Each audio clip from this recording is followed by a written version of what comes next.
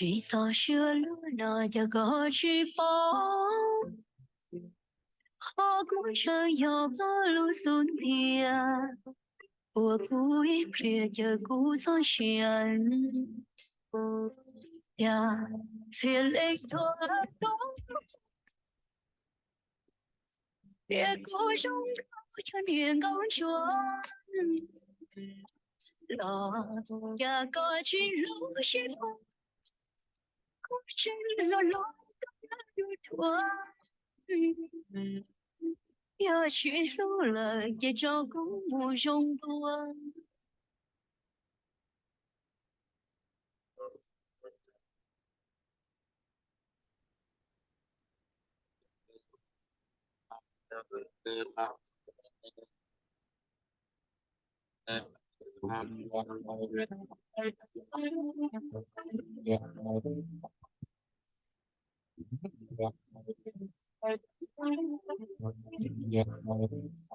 lo hôn chia tổ trung nhau ta chín nè có cụ giờ niệm gì có cùng giờ con dừng kết tổ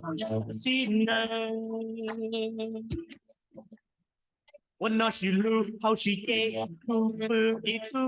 ตุนรอลูตุนตาดาลูตุยาวโอลุนเนยกาเสียตู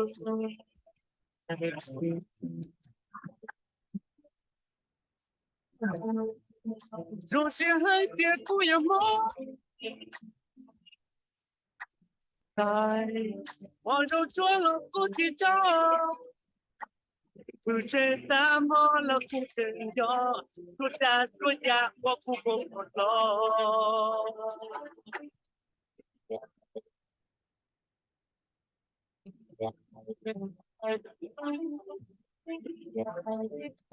อีกอย่างที่รู้จีดีของรู้หนึ่งท้อที่ตีนหนึ่งจะไม่ตอนจะหารู้หนึ่งปวดชัวทุกเกียรติทุกเกียรติหาcho phụ tổ ca của châu pha tổ lo và phó sẽ chia bao sẽ thua là đen thua thay thế ô luôn nơi nhau bạn đi là dây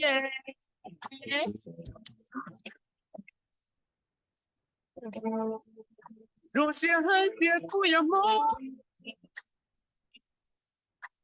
tại mọi rồi chúa lòng của chị cháu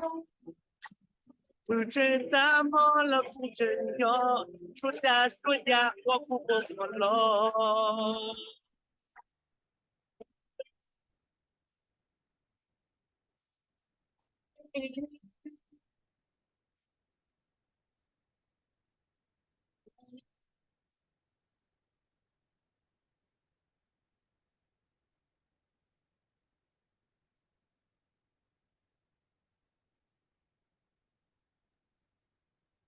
nhớ rong say trong này chỉ có tên là cha trong họ thì chùa cho nhau tàu vào tập chế nút nói là nút Thursday là nút thì plow đã cho cái và họ lử nhỏ trong pe luôn trong Minneapolis thì luôn trong thì lúc thì chemi cano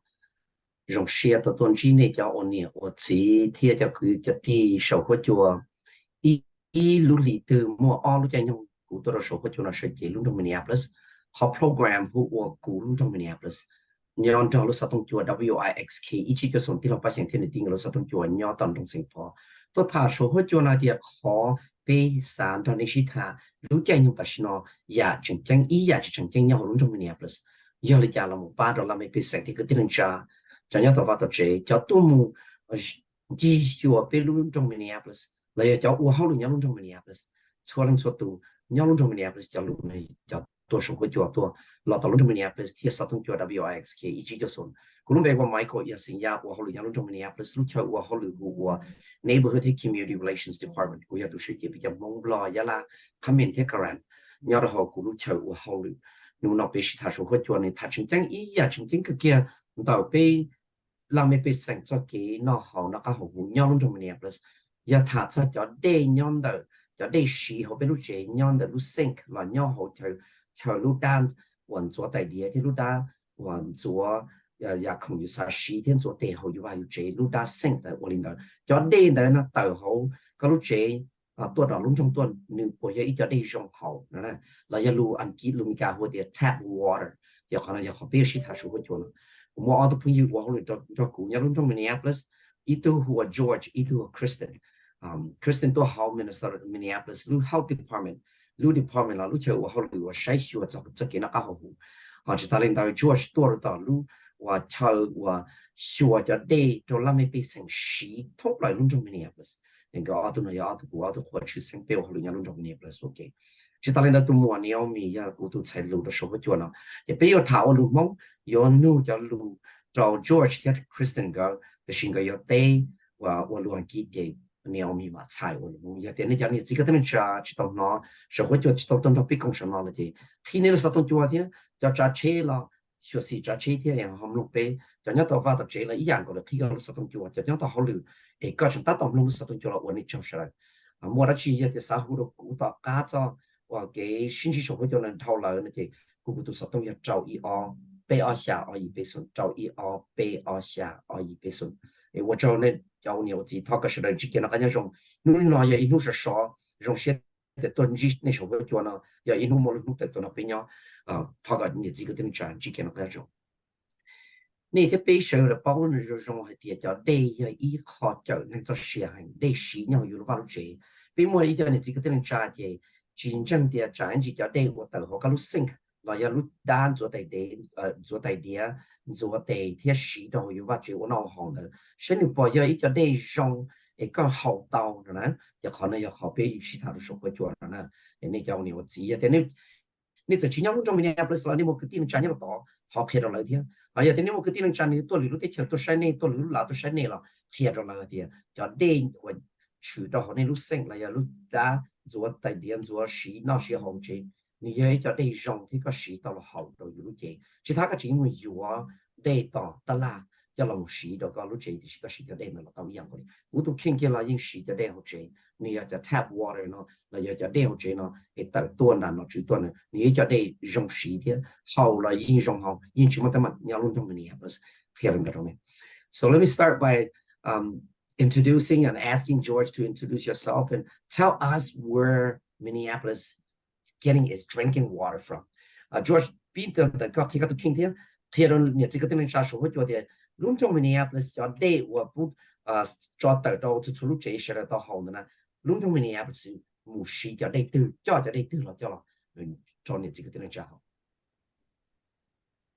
Oh, thanks, Mike. Thank you for having us on too to tell people about tap water. So my name is George Kraynick. I am the water quality manager for the city. So I'm in charge of the tap water from pulling it out of the Mississippi River, which is where we get it from, all the way to the water comes to your house. So we pull the water out of the Mississippi River. If you're familiar with Minnesota,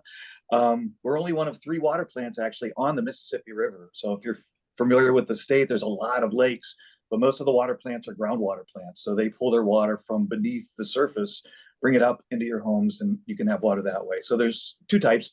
We pull it from the river, bring it in, do a lot of treatment, make sure it's safe to drink, and then we push it out to folks' homes. Olina thia ở trong nào mà cậu các gia biết từ một cổng co trong nó nọ thia hay cho nó cũng bị hồ Craig đấy bây giờ tôi nói họ lựa đó chưa thia sai sửa chắc cái địa chỉ đây nhớ là họ luôn trong Minneapolis nọ thia nhớ là họ nó bị chú là giờ bị cho đây nhớ là họ là lúc địa có chờ từ đây của Mississippi River thia thì thầu biết từ mù lì chợ đây nhớ đâu tao đúng Mississippi River nó lỡ nó chạy bé món nữ cô sa tờ thia nhớ đâu hồ luôn trong hồ lúc sinh miền sờ ra nó của khi đó có bao hay tiềnแต่nó bé mua bên tao giờ chắc bé mua thia giờ bé chị hơi lúc không bé hơi lúc không cả lo nhớ đâu tờ lúc lúc sinh miền sờ ra nó nhớ lúc sinh miền sờ ra nó chúng mua bé khai chơi uẩn lý đây xứ ấy bây giờ ít thu nhớ nó khai chơi nữa thia cho ta lên tới thia chợ tre uẩn lò đó hồ chợ tre uẩn bé lì nó chạy thọ bé lì thôi chợ tre nó là mù rồi chợ bé là mù mới chợ tre nó cho là mù xí thia bé cho là mù cho chua đồ thia lì chợ tre nó chạy thọ lì ta chợ tre nó chạy nữa hơn đó bữa đó họ nên tới ba tới chạy cho lên cho từ tới ba tới chạy thia cho nên xí. George, a follow-up questions from one of the residents.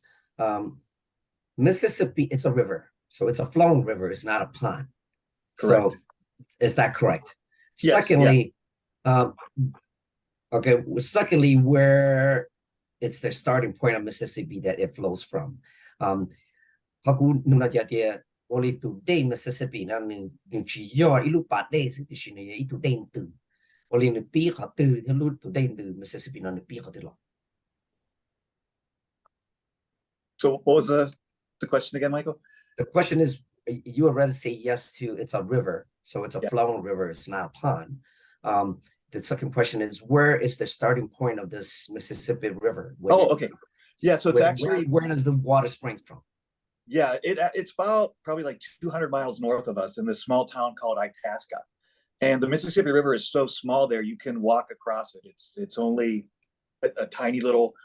stream of water. And then as it flows south through the state, it picks up water from different lakes and different streams. To when I look out my window looking at the river, it's almost a quarter mile across. So it's very, very wide at this point and provides plenty of water for our 500,000 customers. Oli nó thia hay sao nó nói trên Michael có nông gia thì tụi đây nó hiện đến từ lấy hơi thì chỉ đây của bà này lúc bà đây của bà này thì chỉ cụ thể cái thì yêu cơ này hơi tụi đây của từ nó nhỏ nhá nó tỏ chỉ tụi đây nó sáu thiên này từ lò nó họ luôn trong Alaska tua thia nhớ nó tỏ mà này cứ như là mùa sáu đồn tới thia như muốn là hay nó luôn trong Alaska để thôi có sai từ đây của này sáu tỏ tua mà này hơi thì mình ở đây chứ mà mấy sư có những cái tờ lan trâu tụi đen ở thia nó nhỏ thì chỉ thầu nương từ nó đó là một trâu thì sao nó sao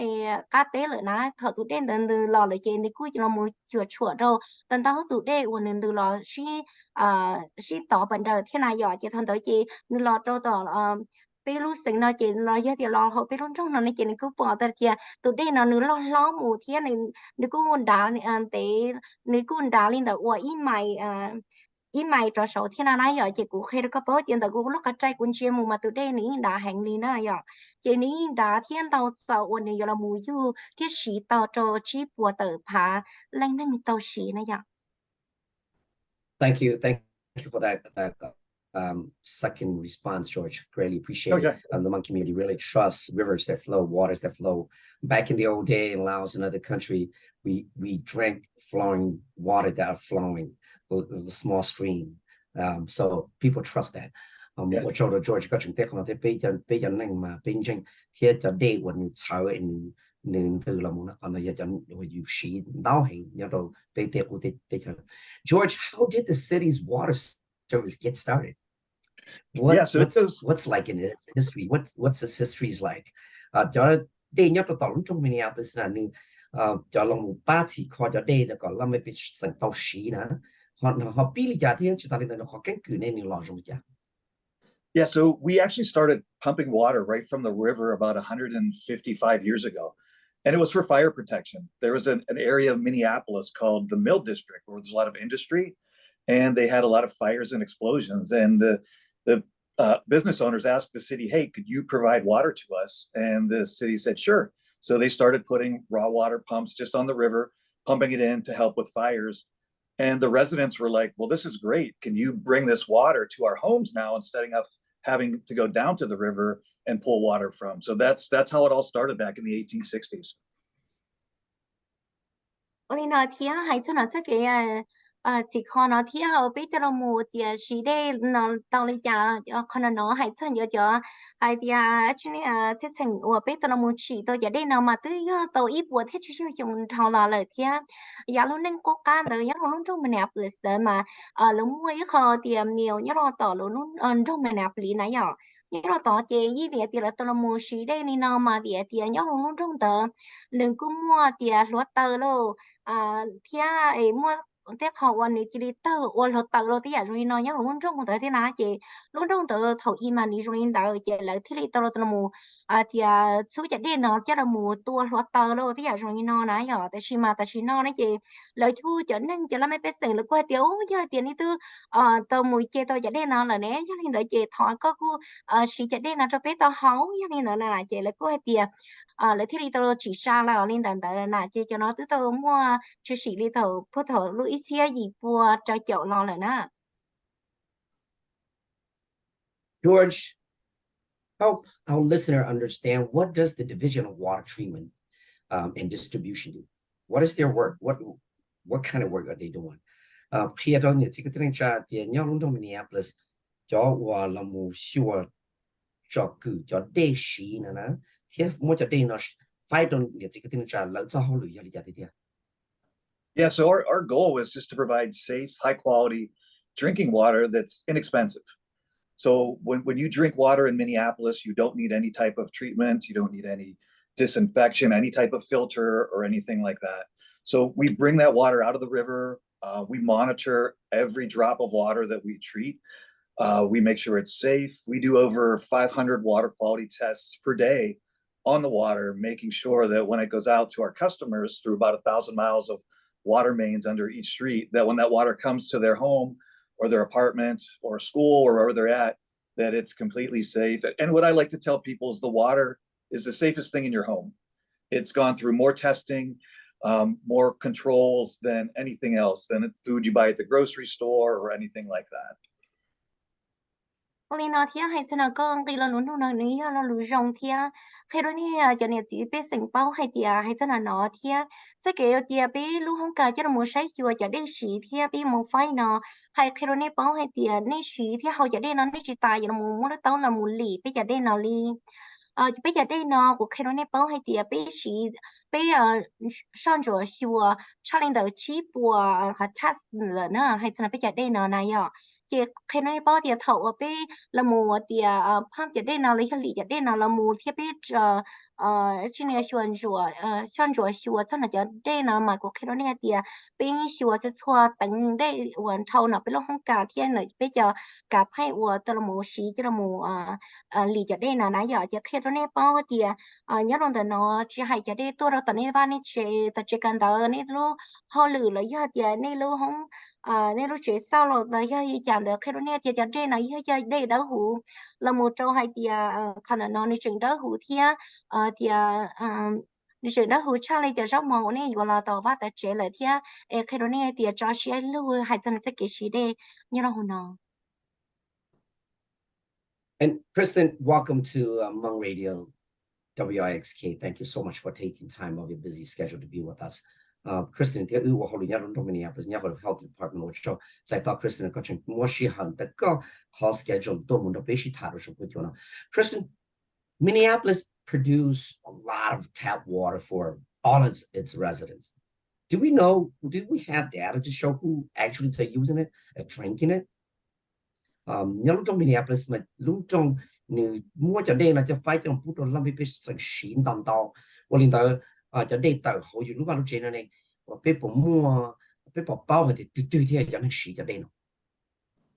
Yes, hi Michael. Thanks so much for having me on the show today. It's great to be here and talking about Minneapolis tap water.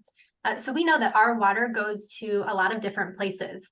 For those of you who are listening who live in Minneapolis, our water goes out to all of the homes and apartments and schools and other buildings all across the city. But it also travels outside of Minneapolis. So if you're familiar with the nearby cities of Columbia Heights or Crystal or Golden Valley or Hilltop,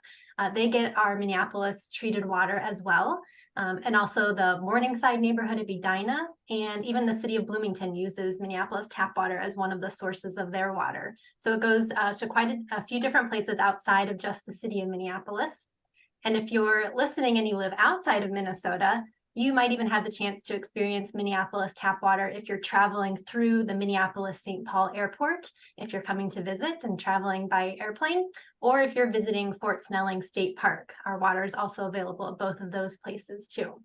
So when you figure in all of those places that are using our water, plus all of the visitors who are coming into Minneapolis, we estimate about 500,000 people are drinking Minneapolis tap water every day. Ôi nó thiếu ở chỗ mấy cậu có thể là một chơi cứ tôi là một cổng có trong cái sĩ thà rồi nó thiếu sĩ thà lên đấy thiếu khi đó có bó hay thì nó chắc cái sĩ tap water nhá nó trong mình Minneapolis nó bây giờ cái thì là một chưa chùa lấy thì sai chùa chắc cái thì nó khá hữu nữa chắc cái sĩ đây nhớ rồi nó bây giờ đây chỉ hơi thì nhớ rồi nó trong mình Minneapolis nó sư thì sĩ bây giờ đây nó bây sang chùa chắc cái nó khá hữu sĩ là một hậu nên nó vào nó chế sau nên lúc không cái cần tới lo lấy hạt tiền này tên là lụa tên giả rồi nó bây chỉ hạt tiền mua đây là cho khách hàng là nó họ luôn trong mình nạp nó sư để chỉ bên xa đây tự trong một chỗ là luôn trong thia bây giờ lấy hạt tiền làm để sai lo Golden Valley theo chạp lo nhất là in trái nào tao là thiệp Bloomington tao là cuối hơi chân trong ở bên xa bây giờ đây tự một chỗ đó luôn trong tàu xí thia cho nên ngồi tiền này ta tao sa xím luôn ta xí nó ôi hạt tiền này chỉ nhá họ luôn trong mình nạp nó là hạt tiền này là một chỗ họ luôn chả đã là họ luôn trong map là nó bị cũng mua đây nhá nó tỏ thia thế rồi này tao xỉ thia này tao học bây giờ đây nào đùa là lợi thia thế rồi này bao hay thia bây giờ đây nó cứ mua thông nhớ nó họ thia chỉ họ luôn trong map nó thế chỉ nhớ thông cho số luôn trong gì lần về luôn trong map nó thia giờ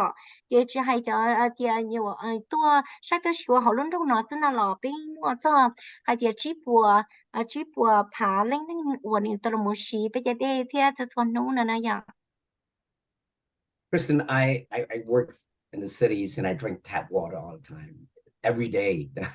And it's good. Thank you so much. Well, you know, Minneapolis, the tap water, it's one you know, say Kristen and I. George, once the water is treated, how does it get to a family's home or people's business? How does that happen? Thọ thì cho đây nó đây cho một xua thì còn hú này chỉ trong một món trong một cái món là họ dùng một cho tọt họ chơi cho nên xí đâu một cho họ chơi cho nên họ xí họ vào chỉ nhá xí đâu là chơi lá lụa nó nữa không vậy. Yeah, so once we make sure the water's safe, we put it in what we call reservoirs, which are just giant underground storage tanks. We have some of them at our Fridley campus and some at our Columbia Heights campus, which are just adjacent to the city of Minneapolis. And then from there, we pump it through water mains. So basically under every street in Minneapolis, there's a pipe that's bringing water to your home, coming up and coming right out to your kitchen sink, your bathroom sink. They're all coming from the same source. So we have about 1,000 miles of water main under the ground in Minneapolis. So if you put them from end to end, it would run from Minneapolis to Washington, D.C. And we have typically a 2 to 3 day supply of water on hand at any given time. So, and we treat water 24 hours a day, 7 days a week. Olina tia hai cha no da za ke wa ta ka bi ji mu shan jo shu tia actually mo chua cho ro jo de na ko chamo ka mo una ta la na ni ro no no je bi mo je de na cha mu cho ro ho lo lu tran ti de na yo ni ro ho ho ka e jo na yo je cho nó je ku khe ni bo je bi mo o bi lu tia o bi lu ka we bi cha mu ti de ni ro ho na ta ka o bi cha mu li je de na tia ta le bi mo ro to je ku ha ro ne je mo ni ro khó nhớ được Columbia Heights luôn là tí dạng từ thiết thì khi nó bảo địa cho nó mà ní xa lên được và ít tham mày cho sau này giờ và bây giờ đều bây giờ lì tàu xe lên được và ít on nó được tận xe kia là thì cho nên xí thì là mày phải sinh cho lên cho từ xí là nãy giờ chứ khi nó bảo địa cho đây là nói cho đây và tại thứ này xí ní từ đây từ lúc sinh và rồi tại địa và rau món nó là giờ từ lúc sinh và giờ thì này xí lúc đã đây nhớ được tỏ hôm nào thì rồi nói chứ nhưng qua đây tụi mình thì nó xí lợi cho đây nó do là nữaจะกับให้อุลสาแต่เนาะนี่เขาตัวนะอย่าเนาะเนาะอินที่ในรู้ว่ารู้เจโรแต่เกเนาะเราต่อรงโลที่อย่ารงเนาะนะอย่าเจเลยยิ่งมัวจะกับให้เนาะตรงนี้ที่มัวซาไปจะได้เราจะเนาะเขาว่าเขาเจโรจะเจเศร้าจะลั่นหลัวเราที่เนาะนะ Kristen, we know that our bodies make up a lot of water in our body. Let's talk about some of those benefits of drinking water. How does drinking water really impact your life, my life, and everybody's life in a really positive way? Hay sao biết when nhớ chỉอยู่chuyện cái là tự mình muốn đi làm đâu. Kristen đi thả cho mình gì thì cho mình cái ba cho cái lúc chị, và có hậu đây đó cái lúc chị nó họ baอยู่cho cái nó cái hậu hữu dụng một giờ. So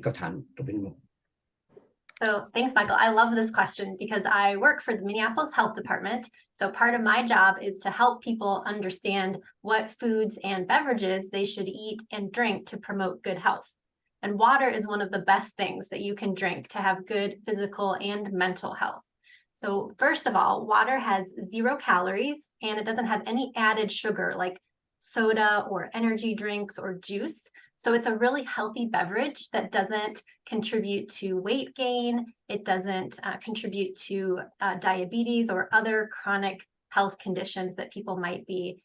experiencing. Drinking water also prevents dehydration, which is really important if you're exercising or if you're playing sports or in the summertime when it's really hot outside. It's really important to keep drinking a lot of water to stay hydrated. And water also really helps improve your muscles so that they can function properly, and it keeps your brain functioning properly too. So we want to make sure that we're drinking water all throughout the day so that we can maintain all of those bodily functions that are so important to us.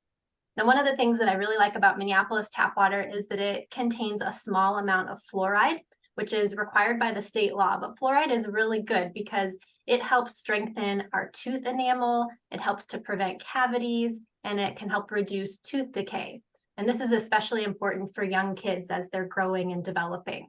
So bottled water doesn't usually have fluoride added to it, so it doesn't offer that same protection as our tap water. Olina thiếu ở chỗ mấy cô có nó chỉ ta lên ta thiếu cú họ lử nhớ rồi tới là lúc họ chơi ở thì nó khá họ hủ thì giờ chơi cú nó sẽ cơ hội có nó sẽ cái nó khá họ hủ nếu họ chỉnh chỉnh chơi xanh trai giờ sẽ cái hậu đây mới yêu luôn luôn thôi chỉ hay thì yêu tê sẽ tên chữ nó sẽ chỉ nếu yêu lúc ban lử thì cô ba rồi thì tròn chơi tên trà thì giờ kia mới rồng thì muốn đâu giờ ui tiền nếu họ rồng rồi sẽ cái gì hậu đây nãy giờ thì đây là mà của khi đó nè tiền chỉ mua khổng chỉ mua cho qua trên ta rồi chỉ mua khổng cái chỉ hậu là chỉ cho bây giờ rồi nó thiên chỉ trong này thì bé xí cái hậu lô là giờ thì xem hát chính tông cái là mua hậu tới giờ rồi nó chỉ mua là giả đó chỉ cho là mua gì đó còn đây là mà đây ní họ là shit thiên ní họ đây chia kỹ cho là mua hậu thiên giờ khi đó có bớt thì sẽ cái hậu đây ní họ chỉnh chỉnh nếu cứ giờ là một bát tao tiến hành ở tiệm cỏ nữ một đây là buổi du nữ luôn luôn đó chế thia cô ba đâu nữ cho lăng nô cỏ ba đâu cho nên quần nữ cho lăng ba giúp cho lăng thế nào mà giỏi chế họ nói rồi cứ giờ họ chỉnh chỉnh chỉ sinh nhai tiệm yêu tiến hành uống exercise lo cỏ yêu thì một đây cho là buổi du luôn luôn đó chế họ nói cứ giờ họ chỉnh chỉnh ấy của chữ thống một đây là buổi du luôn luôn đó chế thia cỏ yêu từ khen là cỏ nữ tiệm nhót sử dụng thia là nãy họ nói cứ mua họ chỉnh chỉnh chuyên sinh chấp lời do tiệm mới yêu lúc bao lư còn nếu bao lư thì rong thì là chỉ cái hậu đây này họ chỉnh chỉnh là một số tí thì biết một thà thì họ luôn trong Minneapolis nó cho đi uống nhau họ luôn trong nó biết gì là mua họ chua hoa tiệp fluoride nó cho đó họ biết giờ đây fluoride nó này họ chỉnh chỉnh chứ là muốn yêu cho biết giờ ba cho biết giờ nhẹ còn nếu sao lư thì có cá son nó là nãy giờ giờ đây họ biết luôn trong nó nếu mua có chua nó nhớ nó họ là một ba thì thấy biết giờ nhẹ có cá son nó thì giờ nhẹ cho lư là nãy giờ chị cho mi tính nhờ dầu là được một họ biết giờ đây là đi có họ ba tàu giờ nhẹ tới Kristen, I got a follow-up questions on this. So to maintain the fluoride protections in the water, the tap water, if I use a filter to filter the water, my tap water, does that take away the fluoride, or do I still have that protection? Hãy xong tới cho đây của bé học sinh bé sĩ nếu mà cho fluoride ba rồi cho cô nghe có cho lưu thia cho buồn á,我哋有啲咁嘅路嚟啲啦，如果做咗呢度好嚟咁啊，好啦，我哋估不成到咗話幾巴啲睇過就講嘢聽。I'll let George back me up on this one, but I don't believe that filters take out fluoride from the tap water. Is that correct, George? They're taking out other types of impurities or taste, things like that, but not the fluoride itself. Correct, unless it's a really expensive reverse osmosis filtration unit, which would cost like $4,000. The regular water pitchers and things like that leave the fluoride in. Olina thiang hành thân còn có của Maria và thích chia sẻ tiền George này giờ là mua rất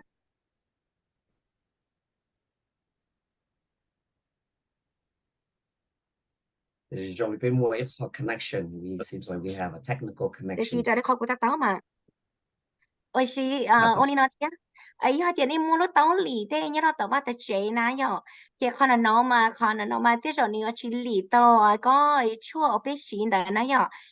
chị George có tên là một thế hạt gì giờ cơ vì thì lúc tao lì đây này giờ chị có một học reverse osmosis na ôi giờ thì lúc tao lì đây này như giờ block phá trò sáu lỡ na chị mi mà li thế thì một bên gì giờ lì tao có chua làแต่chị giờ tiền này chịจะธรรมดาthế này chị nên lì tao khỏi nên nia tao lấy tiền nó cá tao lấy trả thì chỉ nia lì chỉ tao có chua bé mua xí nào mà. So the fluoride is very good for your teeth. Really good protection. Really, it doesn't harm your body. Am I correct, George? The fluoride nó như trong cái của nhà hàng thế như chỉ với khó cái món có lúc chỉ li với họ liền. Yeah, and what we've seen actually with the increase in bottled water consumption in the United States, the rate of cavities in children has gone up because they're not getting that fluoride protection that keeps the cavities from forming. So there's a lot of things that bottled water just you shouldn't be drinking it for many reasons, and fluoride protection and cavities is a big one. Giờ cái là mà hay cho nó còn nó kia bên rồi một số rồi xua hay cho nó cho mình nhớ tương sai luôn. Ôi yên thì là tao hậu đen lần đầu lúc có bụng này lúc có bụng yàn đó nè bỏ tao hay tiền là cho nhẹ nó mà mua cá no lâu rồi giờ thì actually mua cá no thì giờ rồi nó chị yên thì là chắc cái hậu đen là lúc có bụng yàn là chị là chỉ mua có fluoride cá chua nó khi nó hồi giờ đen là chị cũng khi tao bé hay tiền vì thì là hậu đen là lúc cái bụng lúc đây cái bụng từ nãy giờ chị còn là đợi chị khi tôi nói thì là chúng nó có cho nhớ hồi chị tí thải là cho nhẹ nãy giờ chị với việc đến đợi chị bỏ tôi thì tôi number nào cho mình nhỏ giàu mua cá non này nó chị cun tiền tàu sử dụng là mù rồi thiên nè. Cho nên cái tiền trả phí một số liệu ở bên là thì bên mà tất cả là sĩ thản đồ chỗ liệu ở bên cái lưu yên lưu đồ Kristen sẽ George cái thì bên mà tất cả là này thằng này đọc bên nhau số cho nó số bên này. We're gonna take a short break for a few minutes. We'll come right back. Got a few more questions for Kristen and George, and we will restart kicking this show in a few minutes. Thank you.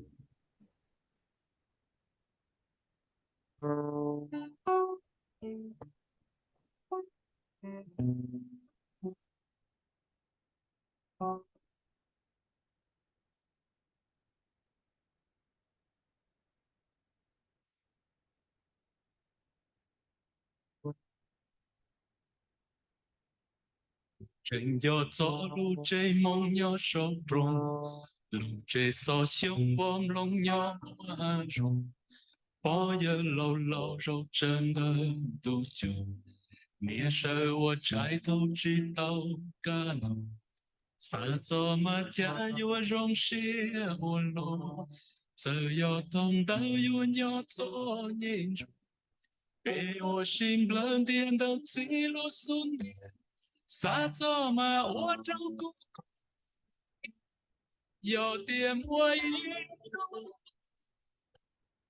yo tiền cũ tao cũ sa trọ đá bò lúc chơi một lâu đông yo tiền mua yo tiền cũ tao sa trọ đá bò lúc chơi một lâu cây trên gió gió đông lông sông lông đông rèn gió gió đông gió blow trên danh danh chỉ một phải pha chỉ một nam papa ta để chia sẻ chỉ một để cú đa hầu lo na cha rong trâu rô lô Bề bư ít ra chân công tơ ra ngộ. Họ chú có cho bà bố lũ chế. Xa cho mà nhớ lúc đánh thơ chân bê bê. Giờ tiệm vui đô. Giờ tiệm cút tao. Xa cho ta bố. Lũ chế bom lông bom.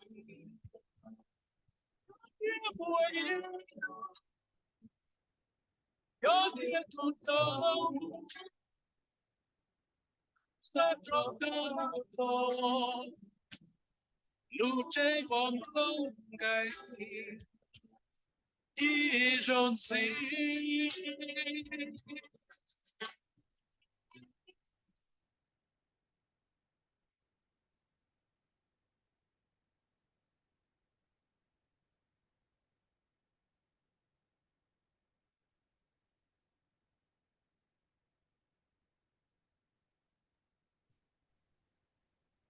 nhớ rằng giờ thì cái tên cha đã có làm chi nên số hoa chuột nó biết bắt ta biết sự tham chỉ cho ta và cho kỹ sĩ đề nhớ hậuอยู่vào chế là giờ tap water the Kristen nhớ là tàu Minneapolis lo health department here đó là George cơ để đã có sự tham chỉ gì liền làm gì nên sao được mà có thể ta sang đó kia nó sẽ biết sự tham biết处理ở bên lòng bên luôn thì cái mà li short đó nó này để cho nó chỉ chú sinh đấy là bên nhau tao tiếp Tu mê tu lo cho luôn so to bự ôn trời nhẹ xưa nhẹ lâu ai phụ lúc này đi nó chính thông giá ta lo xa cho mà ô trâu giờ tiền mua yên giờ tiền không tao cho ta lu chế bom lông đỏ giờ tiền mua yên giờ tiền không tao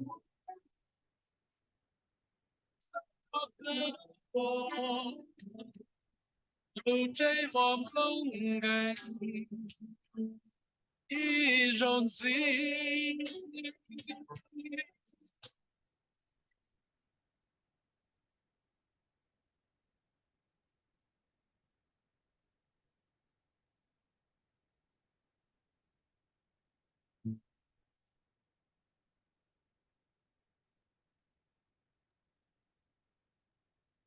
nhớ rằng thì cái tên cha đã có là sinh chỉ nên số hoa chuột là biết sự tham chỉ ở bên cái lũ đó đó là Kristen thiên đó George cái thì bây giờ mua sao tông chuột nó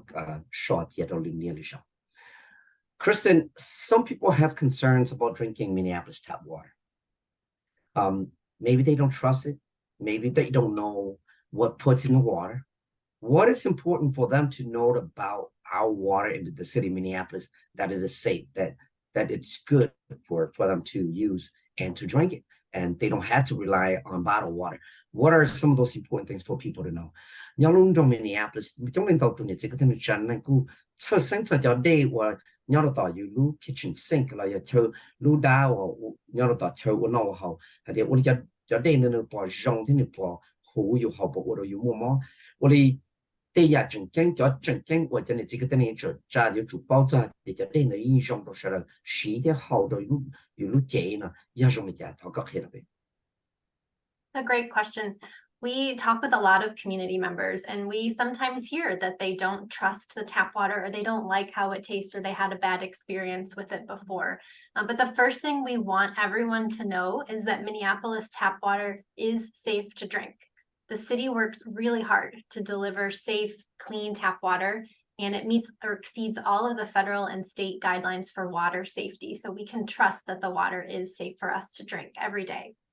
Now, many of our community members come from other countries. They're coming here to live, or they're coming here to visit, and the water back in their home country might not be safe to drink. So they might have that experience where they can't just drink the water out of the faucet in their sink, and they have to drink bottled water. But here in Minneapolis, we want to make sure that they know that while they're here, they can drink our water, and it is safe and healthy for you.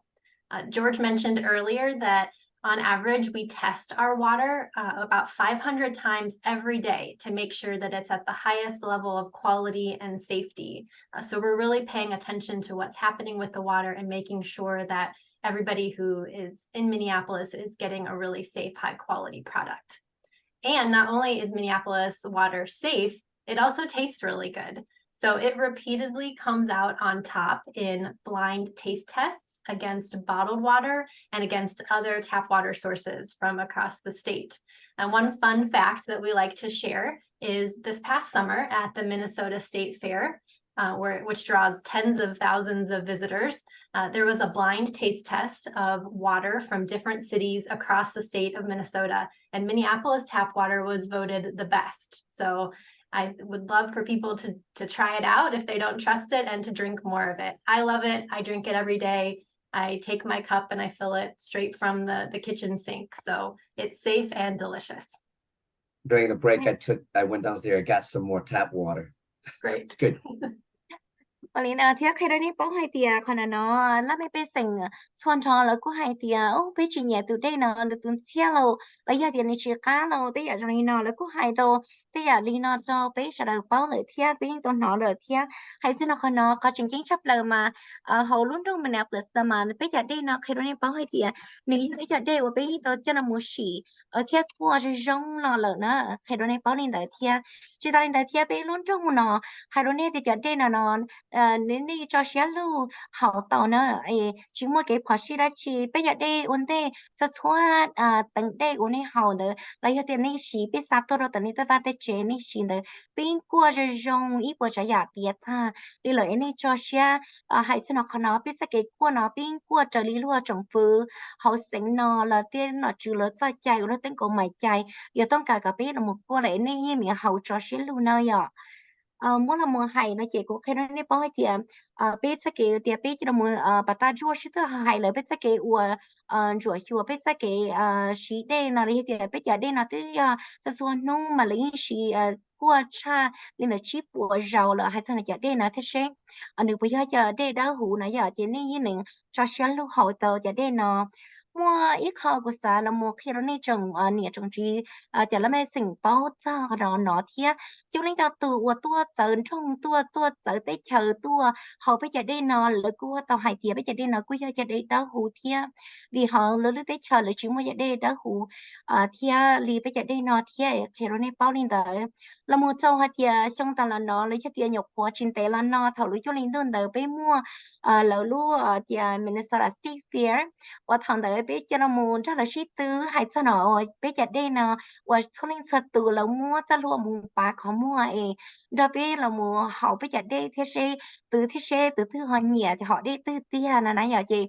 theo đi bao ý trong này gì cái tin cha sa đời bao hay tia bây là cứ tôi xài bây họ đây là giờ tia bây giờ đây nó giờ họ đây và tia luôn nhẹ trong xe tia cứ họ tôi là xe tia là nãy chị theo đi bao ấy cho này gì là mấy phải sừng sờ từ như mình họ đây cho xe luôn mà George, perhaps many people in the city of Minneapolis buy bottled water because they don't trust the water from their sink, their faucet. But you're telling me, and you're sharing this information with us and the listener that they don't have to buy bottled water because it's safe to drink Minneapolis tap water. Please help us understand. Cho đây nhá họ luôn trong Minneapolis sao tôi nói chỉ cái tên cha tôi nói cho đây của chỉ muốn bàn nào thế họ dùng rồi dùng cái chỉ tham mới dùng cho đây vấn đề đó để bổng để ta làm nó để tham mình chỉ nói gì đó bây giờ này chỉ cái tên cha vì thế mà trong này đầu tu chỉ cả sĩ họ cho đây nhá tao sinh là giờ lúc phá sẽ là giờ tao lúc đá và nó và họ này cho đây tận vì giờ lấy chính chân cho đây thì chẳng cho đây mua cái nào để chỉ tham mình chỉ đó bênนู้น Yeah, so like Kristen was mentioning earlier, we go to great lengths to make sure the water is safe to drink. That over 500 tests per day, every drop of water is tested to make sure it's safe. And so, yeah, you don't need to buy bottled water, and it's expensive, right? I mean, it's not, bottled water isn't free. The cost of a 20-ounce water bottle, that same price that you pay for that, you could fill your bathtub up 20 times. And, and just the landfill issue, it's a plastic bottle. What happens to that bottle when you're done with it? You have to put it in the recycle bin and it goes somewhere. And the plastic waste that's generated from bottled water is also not good. And it's just tap water is just better for the environment for that, and it's just better for you in general. Plastic. If everybody's drank bottled water on a hot day, it tastes weird because the plastic can impart taste and odors to it. Or the water coming out of your tap is perfectly safe, and there's no reason not to use it.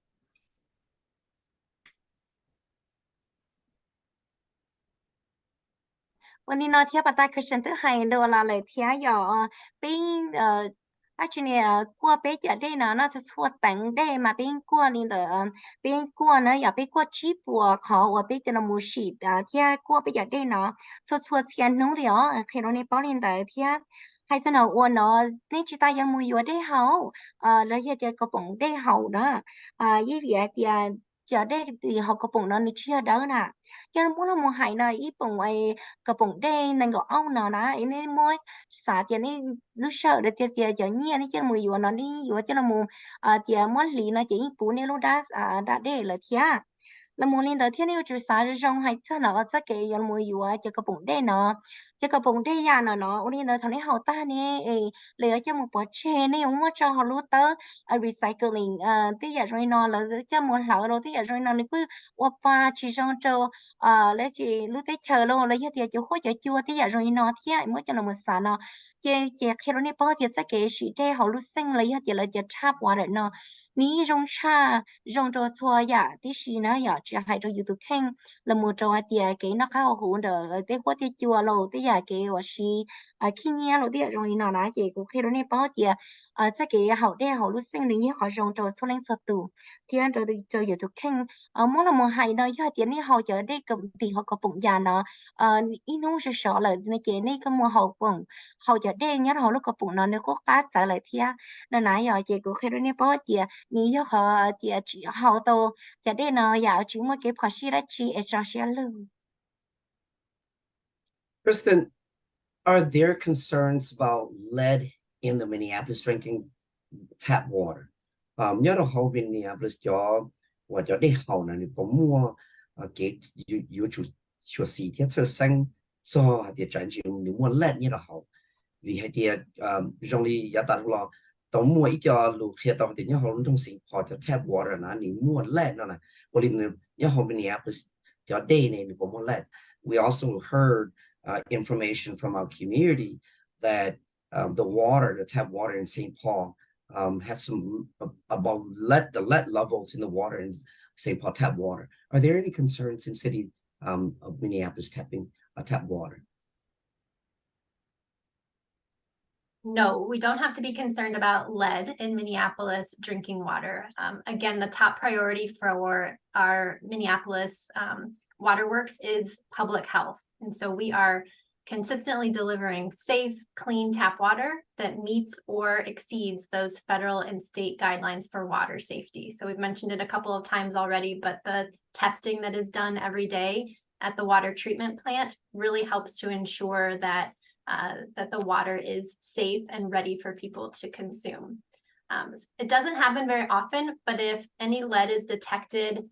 in Minneapolis water in somebody's home or apartment, the most common cause is the lead pipes or the plumbing fixtures that are inside of the home or the service lines that are in a person's yard that help connect the water main in the street to the indoor plumbing. So sometimes in those situations where the plumbing is made out of lead, like if it's a really old building, the lead may leach into the water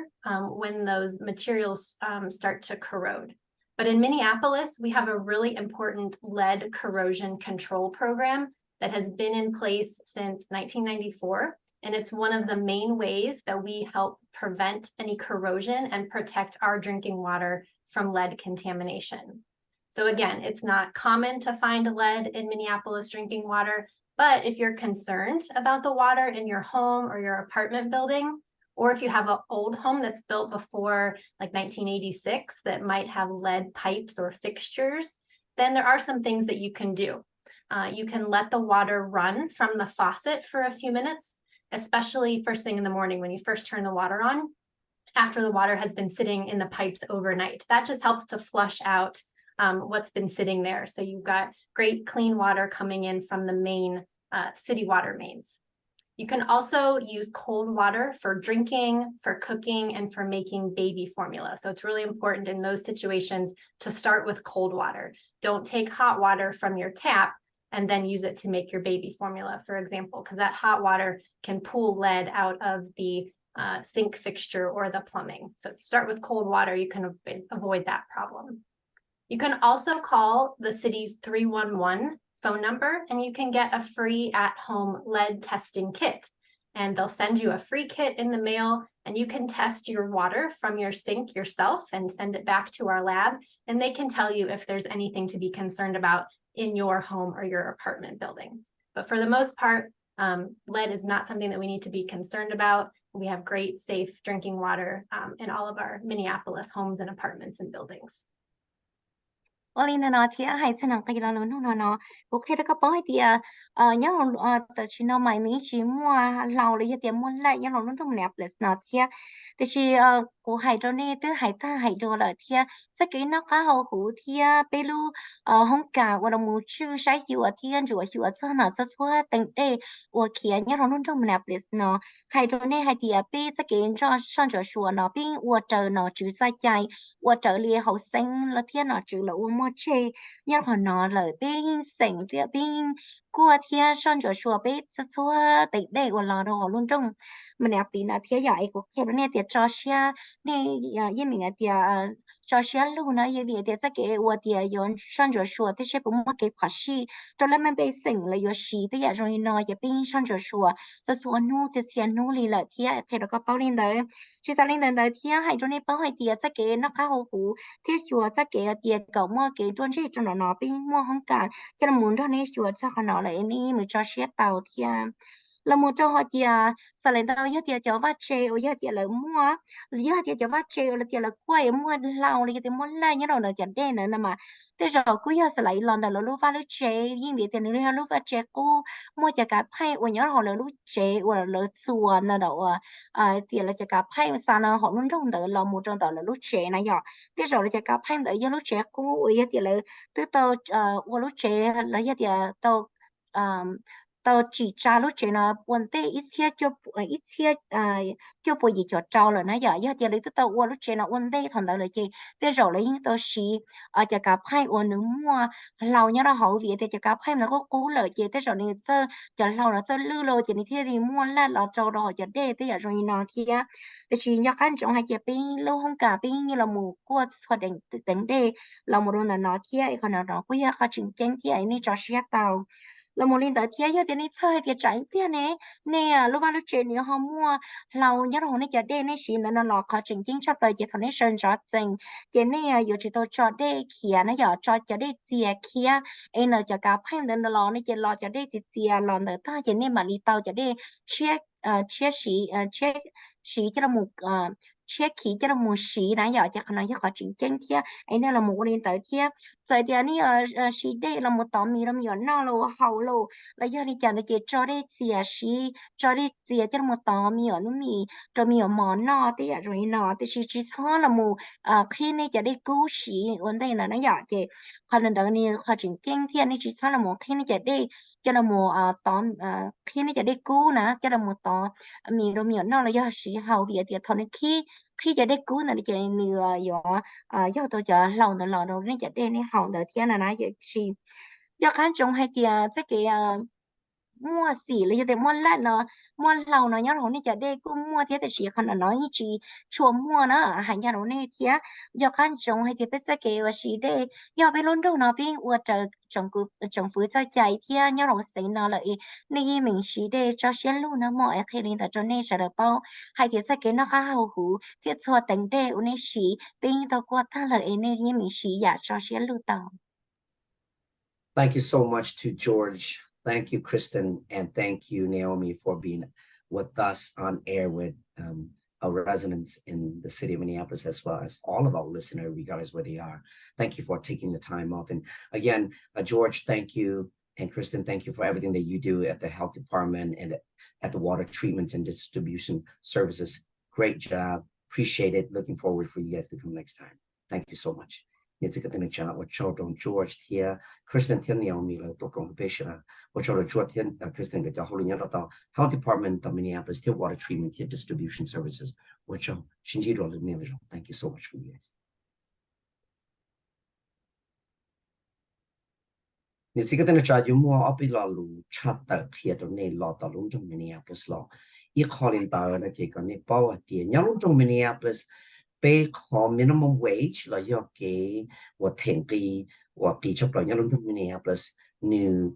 要么找一个做文件你去，比如102像我爬那个包呢，你要么给是他做的文件我都够$7，去就下线到一什么，可能到那叫牛子，个那里。包thì我就中到度咗，nên我就烂路，要到龙中Minneapolis，天你摸差嘞，一波到咗，nên我後來一度好，來都比鐵東西攞嚟，現在嚟到呢就牛子，東西呢要到 minimum wage，要到龍中Minneapolis，有個十磅子呢就湖北一啦到，個就即亂幾啦個啲，古實喺度蒙太啦，路蒙啲，古人蒙。sản phẩm mong thả là I am mong là sẽ là in thiệt ít tu bao lũ mong lần đó nên chỉ thả thiệt thiệt nên chỉ cho nhau được tạo trong Minneapolis hay cho minimum wage chỉ ta lên đó nhau lúc sinh là lúc sinh Minnesota trong ốp hàng nên có bao nó lúc sinh Minnesota cho cái và mua sĩ hậu cho nên và hậu lì ấy những mua kinh bỏ là tiền nhiều mua sĩ hậu một tu này cho nên chỉ cái tiền trả thì mua kinh nữa nèก็วันเลยมัวเก๋ว่าที่ไทยตรงเลยจะเขาหรือเชื่อดีเลยย่อหอในว่าเขาหรือปัจจุบันนั่นน่ะย่อเราลุ้นจงลุ้นแสงมันสตาร์เปียพันหนึ่งปล้องนอนนี้มัวกันต่างคือเรื่องตรงนี้มีชิมัวก็อยู่ว่าต้องตั้งมันvìเด็กก็มัวนั่งว่าอยู่ว่าต้องการก็กี่ป้าเนี่ยต้องว่าจะเจนลีอยู่เนี่ยอยู่ที่เราอยู่ว่าต่อเชื่อเขาเจ้าเชื่อเขามัวที่ไทยเลยที่มัวป้าตูเราเด็กก็จะเขาหรือเคยจูก็จะเขาหรือมั่วจะเชื่อในกูก็อยากจะติดสาเป้าชาเขาเราหายใจเนี่ยจะกิจลิชอจวดชัวเขาเนาะเนี่ยหมู่เราไปรู้ City of Minneapolis Civil Rights Department รุ่งจง Minneapolis รู้เชื่อว่าเขาหรือว่า Civil Rights Department แต่เพลินแต่ตอนนี้จะวันนี้ว่าจีชุดตอนนี้รู้ Holiday Season เราเลยรู้ใจเงี้ยว่าเราหมดจะChristmas เรา New Year เราชงเชียร์เรารู้ว่าเชียร์ Christmas ว่าBishara la mu celebrate Christmas na ma ya Russia wa yu chu Yesu. Ye ya de Russia na la je nyaro ta lung trong Minneapolis ni jo wa bisa ya kan cha sa mu tu itu au ka sa mu cho itu au da lung trong Minneapolis cho la ba tu ni jo fees na la yu mo ta cho ha de lung trong Minneapolis yo ba thi cho fee la ya de thi ya nhiều ka mu ba tu itu chia nhớ hồi trong Minneapolis rồi chỉ mua chữ này cái số một ba là cho tiền adoption fees rồi hai đô cho nhớ hồi animal care take control hồi trong Minneapolis your waive còn là your cover là your mà take care là mà take cái chỉ thọ trong được có còn là dễ khó kỳ ba rồi cho chỉ trong cái tụi nhà thì ông mới cho chia cho trong này chỉ muốn nên sửa của your số một cho ít tụi là animal care take control cho là tụiจะรู้ตรง Minneapolis มาเทเรามา cover แล้วก็ call fees เพียงแต่เราก็จะเอาเงินสิชุดตอนนี้เรารู้ตรง Minneapolis Department Civil Rights Department นะฮะที่เราช่วยมันสุดตัวที่ยอดที่กันจึงต่อที่ก็มุ่งหนึ่งจุนเจ้าก็วิก็ไปหมดสี่วิก็ยอดหาหนึ่งเจ้าวิก็ยอดอีตัวหนึ่งมัวมองมึงกันเราใช้ชุดต่อก็นะเจ้ทอมุนจีเป็นยาหัว Civil Rights เป็นหมดจ้ะนักก็หมายที่จะใจว่าอยู่ป้านในที่ไทยในชิบูก่อนในจบที่อีบีสุนะในหูเปอีเราต่ออันนี้ผมจะของ Minneapolis รู้เว็บไซต์หัวเดียว minneapolismn.gov นะเราต่อในหูเราต่อสต้องจะจ่ายออกไปออกชาออกอีไปส่วนจ่ายออกไปออกชาออกอีไปส่วนเพียงแต่ตรงนี้จะเอาเงินจีที่จะว่าคือที่ย้อนลงตรง Minneapolis ที่ยาที่นี่ฮะมั่วกินจีก็ที่นี่ยาจ้าย้อนลงตรง Minneapolis ละหายาจงชิตาเลยนะครับรู้ชัดเถอะที่เราเนี่ยจีก็ที่นี่จ้าที่ย้อนลงตรง Minneapolis ไปยอมมั่วอ้อนนู้เรามั่วเขียบปุ๊บดาวตรงเนี่ยจีก็ที่นี่จ้าให้เดี๋ยวก่อนยุ่งบ้านที่จะถอให้เดี๋ยวใจจะมั่วหัวจัวต้นจะได้จะดูตัวเราไอ้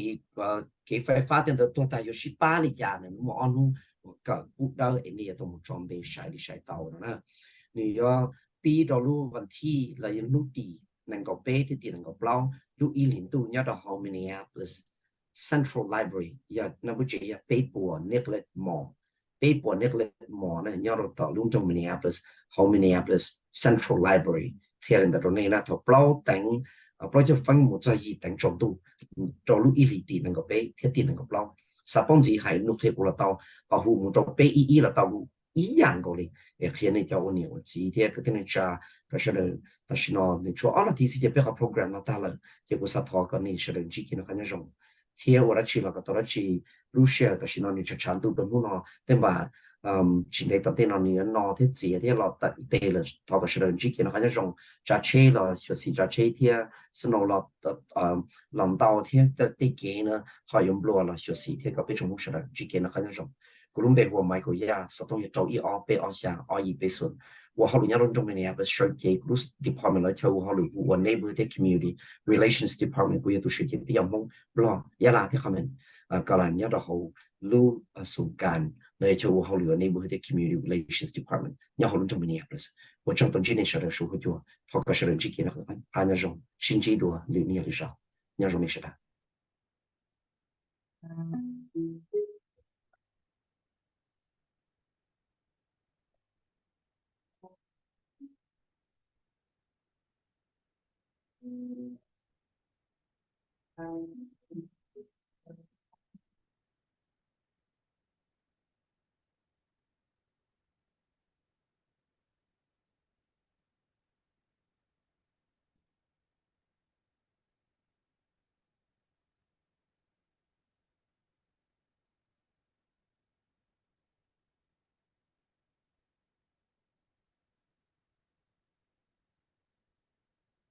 Lên mùa đại xia, có mù nhỏ sáng từ, của cha nữ nó, có họ chữ họ phê, còn nước cũ tia, của cả có hồng yêu, của thế xa tia, có mù to lũ nanh sông, lo có từ phê, để tia có sinh ngô. Để có từ gì để mua cho khó từ lớn sẵn có thang nó tàu qua từ bên trái trả cúc bó nèo bao chỉ có đó you chỉ bỏ